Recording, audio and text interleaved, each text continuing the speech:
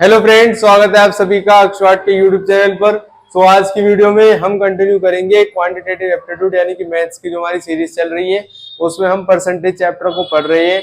Type 7 तक इसके questions हमने देख लिए हैं और जो 8वां इसका टाइप है, जो क्वेश्चन बेस्ड होते हैं दो वेरिएबल्स पे यानी कि दो चरों पर आधारित प्रश्न है, उनकी सीरीज हम कर रहे थे और जो कि पार्ट है टाइप नंबर 8 का।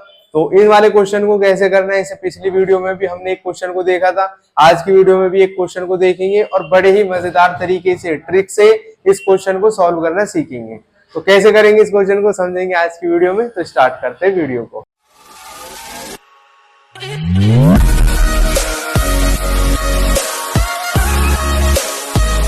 सबसे पहले आपको क्या करना है, क्वेश्चन अगर आपके सामने है तो क्वेश्चन को रीड अच्छे से करना है। क्वेश्चन दे रखा है, if price of biscuit increases by 40% and consumption reduces by 20%। अगर किसी बिस्कुट की कीमत 40% बढ़ जाती है, हिंदी में भी यही है, बिस्कुट की कीमत 40% बढ़ती है और उसका जो उपभोग है यानी उसको जो हम खरीदते खाते हैं वो 20% हम कम कर देते हैं, तो आपको ये बताना है कि कितने परसेंटेज उसका एक्सपेंडिचर चेंज होगा। Find by what percentage the expenditure will change, यानी कि उसके व्यय में जो एक्सपेंडिचर है उसमें जो चेंज होगा वो आपको बताना है और वो भी उसकी वैल्यू परसेंट में निकालनी है, यानी कि उसके व्यय में होने वाले प्रतिशत परिवर्तन को आपको निकालना है कि उसका एक्सपेंडिचर कितने प्रतिशत कम हो जाएगा या कितने प्रतिशत बढ़ जाएगा, ये आपको इसमें निकालना है। इंग्लिश में भी क्वेश्चन यही कह रहा है कि उसका एक्सपेंडिचर कितने परसेंट चेंज होगा, उसका एक्सपेंडिचर कितने परसेंट कम होगा या कितने परसेंट ज्यादा होगा, यही चीज आपको इसमें निकालनी है। तो ऐसे क्वेश्चन में ना तो हमें प्राइस दे रखा था बिस्किट का पहले का, ना हमें नया प्राइस दे रखा है, सिर्फ परसेंट की वैल्यू दे दी और ये बता दिया बढ़ गया या कम हो गया है।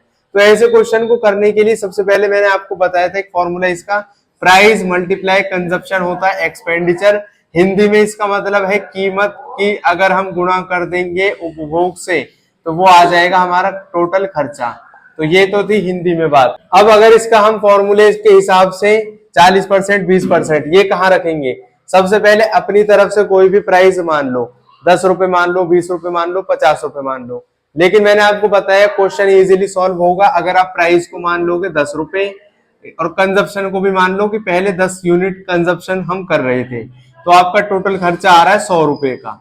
यहां तक किसी को कोई भी दिक्कत नहीं होनी चाहिए।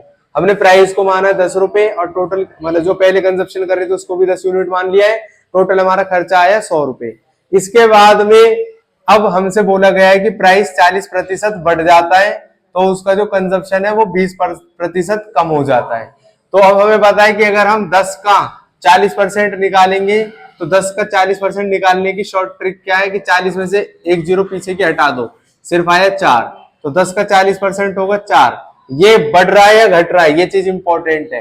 तो प्राइस तो है बढ़ रहा है, ये देखो कीमत बढ़ रहा है, तो फिर इसमें 10 में 4 को हम क्या करेंगे प्लस करेंगे, तो हमारे सामने नया प्राइस आ जाएगा, नई कंजप्शन आ जाएगी और नया एक्सपेंडिचर आ जाएगा। नया प्राइस आया 14 क्योंकि ये बढ़ रहा है 40%। इसी के साथ साथ जो कंजप्शन है वो कम हो रहा है 20% से, तो 10 का 20% निकालने की कोई जरूरत नहीं है, 20 के पीछे से एक जीरो हटा दो, तो 10 का 20% होता है 2 यूनिट, ठीक है। तो उसका जो कंजप्शन है वो 2 यूनिट कम हो जाएगा। कम होने का मतलब माइनस कर दो, 10 में से 2 माइनस कर दोगे आंसर आएगा 8। तो यानी कि 14 रुपए अगर बिस्कुट का प्राइस हो गया तो उसकी 8 यूनिट कंजप्शन करी जा रही है। ये सारी चीजें हमने एज्यूम करी अपनी तरफ से, हमें प्राइस नहीं दे रखा था किसी भी चीज का, हमें बिस्कुट की ये नहीं बता रखी थी कितनी क्वांटिटी खरीदी जा रही है, हमने अपनी मर्जी से ये एज्यूम करी दोनों वैल्यू। इसकी मल्टीप्लाई अगर करोगे तो आंसर आएगा 112, यानी कि पुराना खर्चा था 100 रुपया, नया खर्चा 112 रुपया, ठीक है। तो अब ये खर्चा कम हो रहा है या बढ़ रहा है, पहले आप ये देखो, अगर 100 से ज्यादा जा रहा है तो खर्चा बढ़ रहा है, तो यहां पर आप लिखोगे एक्सपेंडिचर बढ़ रहा है। अब कितना बढ़ रहा है, तो चेंज कितना आया, चेंज आपको निकालना है इसमें, चेंज निकालो, 112 में से 100 को माइनस कर दो तो चेंज आया 12 रुपए का। ये तो थी रुपए में बात, ठीक है। लेकिन क्वेश्चन में आपसे रुपए में पूछा है नहीं, क्वेश्चन में आपसे परसेंटेज में पूछा है, यानी कि प्रतिशत परिवर्तन बताओ। तो चेंज परसेंट का फॉर्मूला मैंने आपको बता रखा है, किसी भी चीज का अगर चेंज होने का परसेंट पूछे तो पहले उसका कितना चेंज हुआ है यूनिट में या रुपए में उसको लिख दो, पुरानी वैल्यू जिससे कंपैरिजन कर रहे हैं उसको नीचे लिख दो, परसेंट में चेंज करने के लिए 100 से गुणा कर दो, ये 100 से ये 100 डिवाइड हो जाएगा, आंसर सिर्फ बचेगा 12%। तो चेंज परसेंट कितना आया? 12%। अब आप लोग कहोगे कि यहाँ पर भी चेंज 12 आया, तो हमने ये वाला प्रोसेस यूज क्यों किया?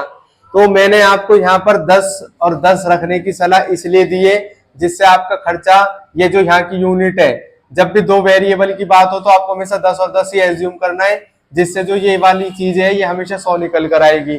जब 100 निकल कर आएगी तो यहाँ पर भले 150 आ जाए, भले ही 200 आ जाए, तो 100 के कंपैरिजन में उतना जितना चेंज होता है ना, उतना ही परसेंट चेंज होता है। तो यहाँ पर अगर 12 का चेंज हुआ है तो परसेंट में भी 12% का चेंज हुआ है। अगर यहाँ पर 150 का चेंज होता तो फिर कितना चेंज हो रहा है? 50 का चेंज हो रहा है, तो परसेंट में भी वैल्यू 50% होती। अगर यहाँ पर 112 की जगह 136 आ जाता तो चेंज कितने का हुआ? 36 का हुआ, परसेंट में भी 36% आ गया है। तो मेन पर्पज यहाँ का 100 लिखने का यही है कि जिससे आपको ये वाले फॉर्मूला लगाने की कोई जरूरत नहीं पड़े, पेपर में जल्द से जल्द आपका क्वेश्चन हो जाए और आसानी से आप इसको कर लो। तो ये हमारा फॉर्मूला था, ये हमारा क्वेश्चन था। आई होप आपको बहुत ही मजेदार तरीके से समझ में आया होगा। आप चाहो तो इसका स्क्रीनशॉट ले सकते हो और अपने पास में रख सकते हो। तो यहाँ पर हमने इस वाले क्वेश्चन को समझ लिया है। अब आपको ये बात ध्यान रखनी है कि जो परसेंट चेंज वाला फॉर्मूला है ये गलत नहीं है, ये सही है, लेकिन हम इसका इसमें इस्तेमाल नहीं करेंगे अगर हमारी यहाँ पर वैल्यू 100 आ रही है। तो जितना चेंज हो रहा है उतनी आपको चेंज लिख देना है।